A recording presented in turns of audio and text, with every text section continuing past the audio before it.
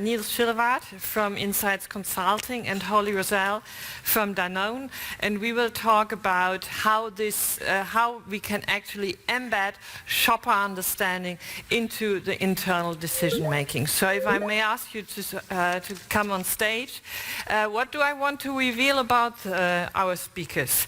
Niels actually was a lifeguard once in his lifetime, and he's someone who actually saved 2 children from drowning. So I'm sure there are some parents and some families that are still grateful to Niels.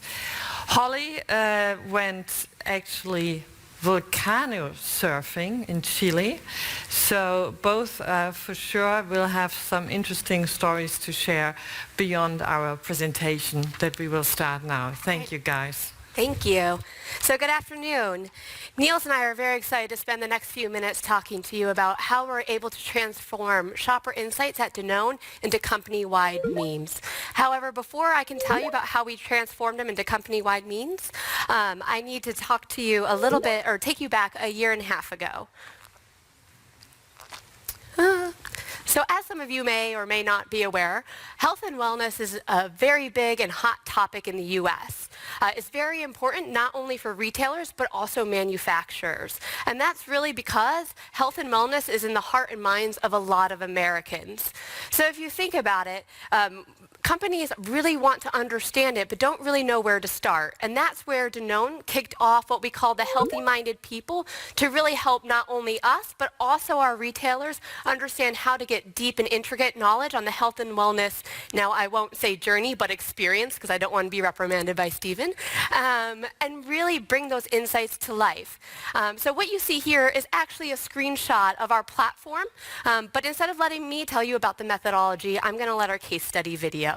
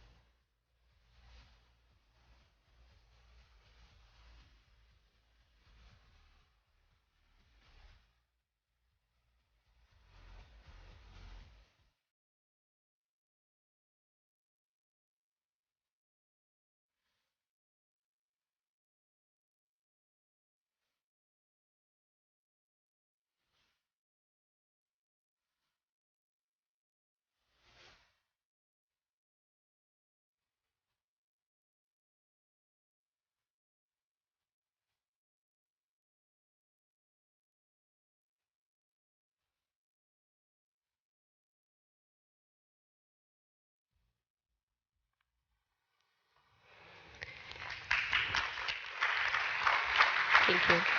Great video, right? Love it. Always love showing that.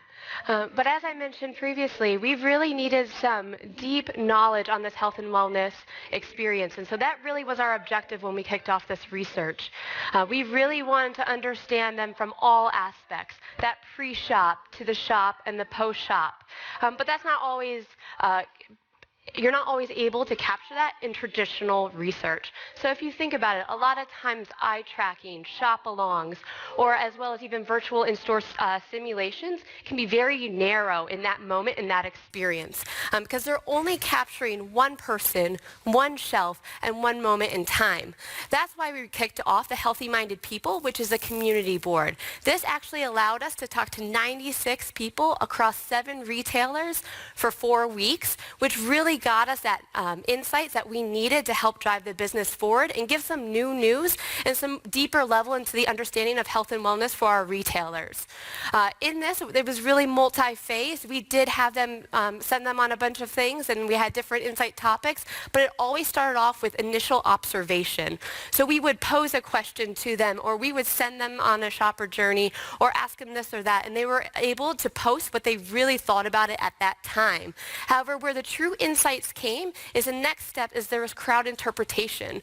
So my friend over here might be saying something and I totally disagree, and I will tell you exactly why. Or I might agree, but I do it for a different reason. And this really gave us a rich understanding of what was going on in the health and wellness landscape. From there, you were able to open up the discussion and really allow the conversation amongst multiple people shopping at different retailers and in different stages in their life, in their health and wellness journey, to really interact. So what we saw is we did share health and wellness moments.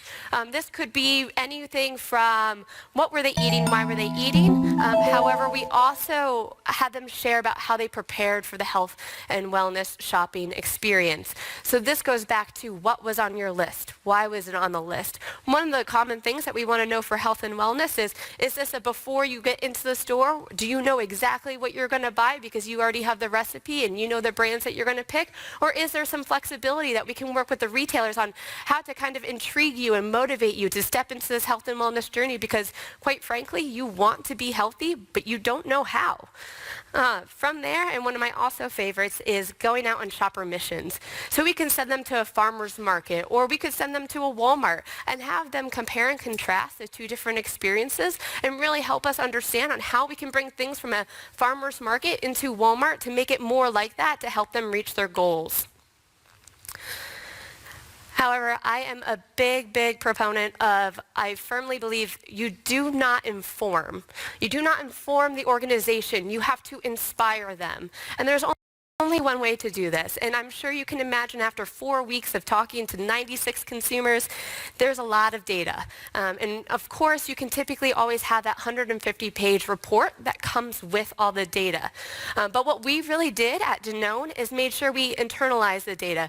We wanted to get together marketing, sales, Catman, the shopper insights, and even our shopper agency in a room together to not only have 15-minute TED Talks, but an observation museum where they could actually see the pictures that were collected during this time and also the experiences from the consumer, and then also followed by concept boards. So what you'll see here is actually from a concept board that was created during the ideation session, where people saw the insights from the observation museum, got to see real life videos from the consumers, saw where there might be a need, and were able to create action against it. Thank you. Yeah. So wrapping this up from a shopper perspective, this holistic perspective or integrative perspective was needed because, as Stan from Unilever already quoted during his chat, people are only a shopper or a consumer for a very limited time during the day. For the rest, they're really just humans. And if you compare the study that we did with traditional shopper research, as Holly already pointed to, we're really going from a confined one consumer, one shopping mission, one shelf, to a much more holistic, real-life approach. Compared to other shopping studies, this was much more humans consumers being in the lead rather than them being led by a research team and followed and looked over the shoulder. And then finally, it was much more than a one-way presentation. We used a lot of interactive tools to leverage what we had found. But you could have said, well, that was all good, but we still felt we're not there yet. So here we were, we had all these insights per retailer, 3,400 plus conversations, 1,400 pictures, 78 co-created ideas, but we felt this is only for the shopper insights team. And there's so much more in there. There's so much more, so many branded insights, human insights, or call them observations, however you want. We felt there was unused potential here that this would not be leveraged and opened up to a wider group at Dannon. So even though we did, I could say, jointly as a team, we did a great study, our major enemy or main enemy here was that this would be an ad hoc piece of research. And I can't stress that enough, but ad hoc is the main enemy we should be all looking at. So we needed a solution for this, something that was more persistent. And that's how we came up with the idea. We need to take these observations to become memes within the organization and the team. And a lot of you know that a meme is a style, an idea, a behavior that gets passed on and on into, from person to person within a culture or an organization system or a part thereof. Now, in order to achieve something to become a meme, there first of all needs to be a widespread understanding of what we're talking about, what the phenomenon is, what the observation is. And then what happens usually with a piece of information like that or a style is that people replicate it, they confirm it, they go like, yes, I recognize this. Or they augment it and they say, I do this differently, or I do the same thing, but for a different reason. And then ultimately, when that happens, it gets diffused because people feel that others should know about how they're doing it. So when you get these four things to work together, that's how you create a meme within an organization. And one of the topics that we found that was a meme was one that we labeled Yo Little Ones. And if you have kids and you take them to a grocery store, you'll recognize that they're always lured and trying, can I have this candy? Can we buy a packet of Doritos? Can we have these chips? All the unhealthy stuff, right? And for parents, there's one thing that's really bugging, is that you always have to say no as a parent. No, no, no, no, you can't have this. No, you can't have this. So this whole friction around, Yo Little Ones, how can yogurt be an alternative, a healthy alternative for them so that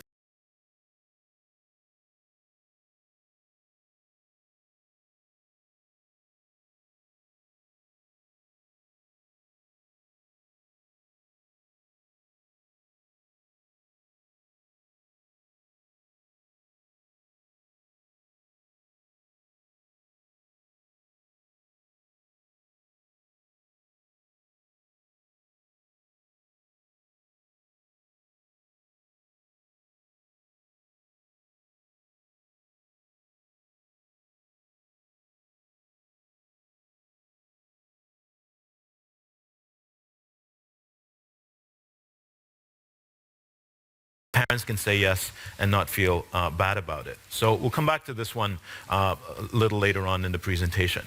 So there's three things we really need to do, or we wanted to, that was kind of our brief, if you want. First of all, internalize the market insights and the observations. Usually we undergo them, we sit passively and we listen.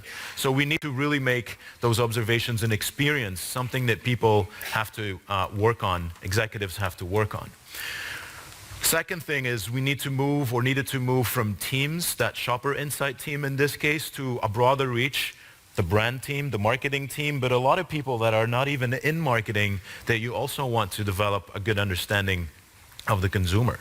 And so we need to augment the reach of these observations. And then thirdly, how can we go from a project ad hoc approach to a habit creation? Unlike drinking your coffee in the morning, reading your newspaper, checking your emails, checking out market research is not a habit. So we really need to, or we want to have that goal and achieve that. And that's how we came up with the Dannon Studio, Holly. Yes. So as Neil mentioned, we wanted to go outside of even what shopper insights category management or sales could be, and really, in order to make insights a competitive advantage in an organization, you need it to be the language of the entire organization. So that means it could be HR or finance or R&D, people that typically aren't used to research, but now it becomes a common language and thread. So we launched the Dannon Studio, which you might be asking exactly what is it.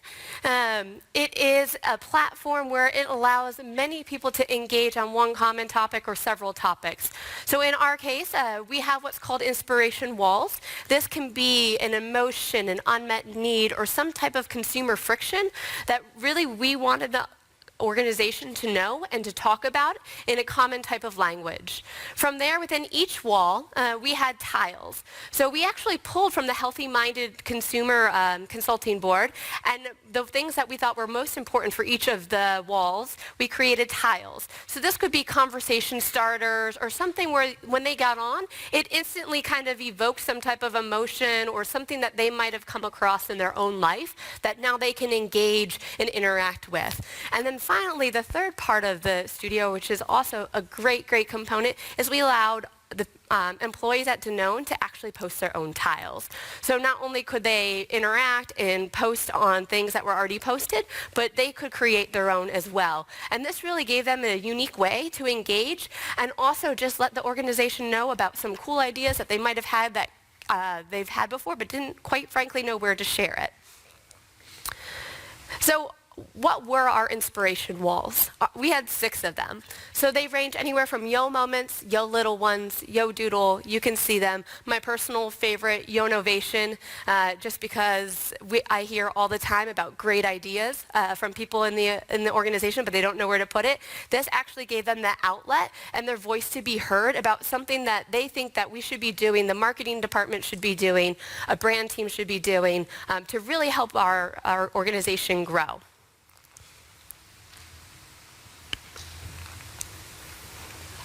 So what does it look like? What was the outcome of it?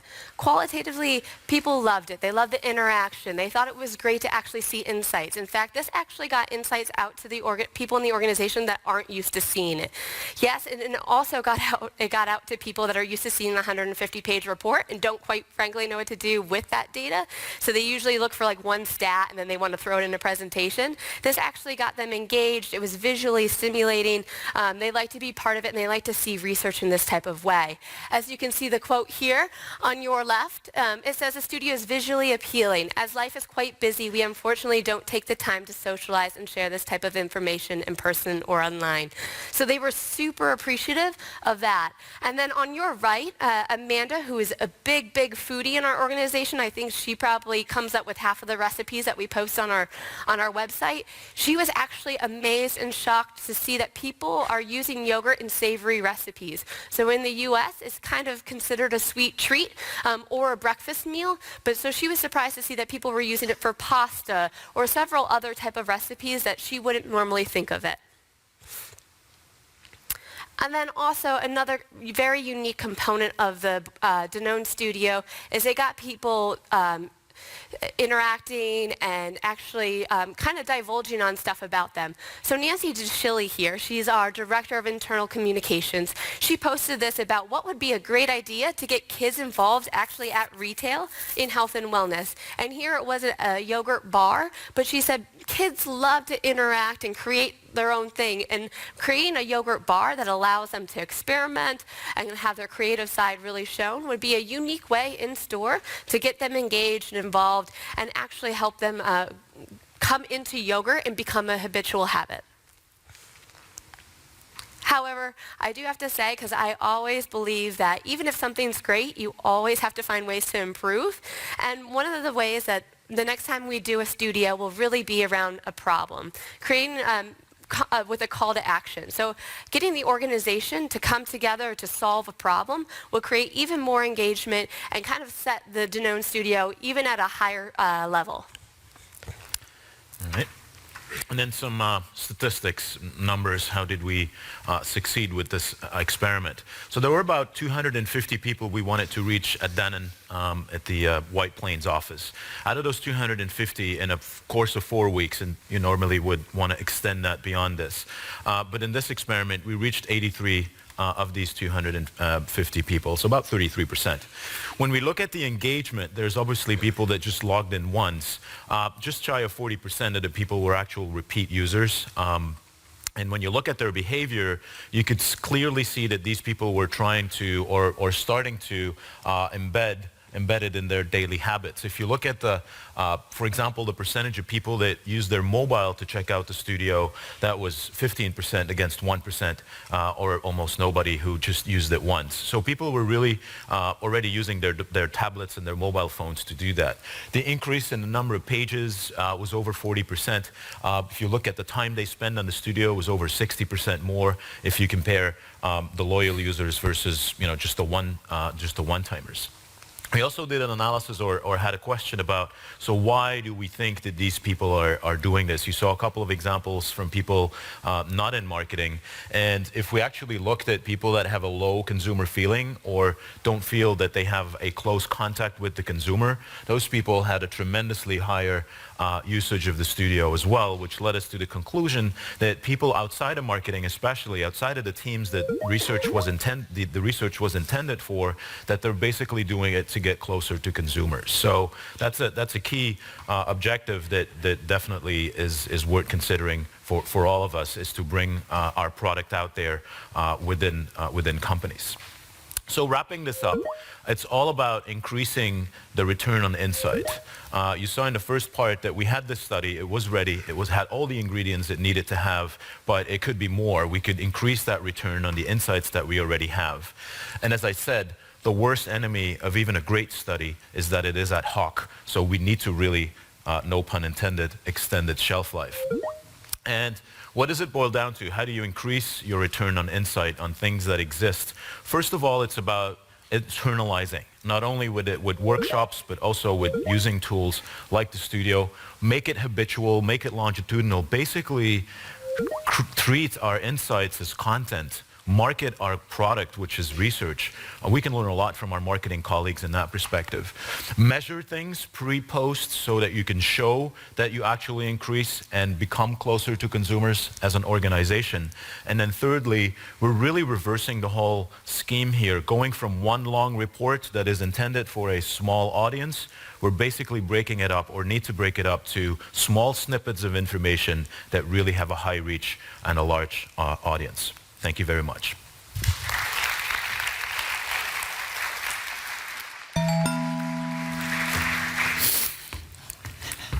Thank you so much, Niels and Holly.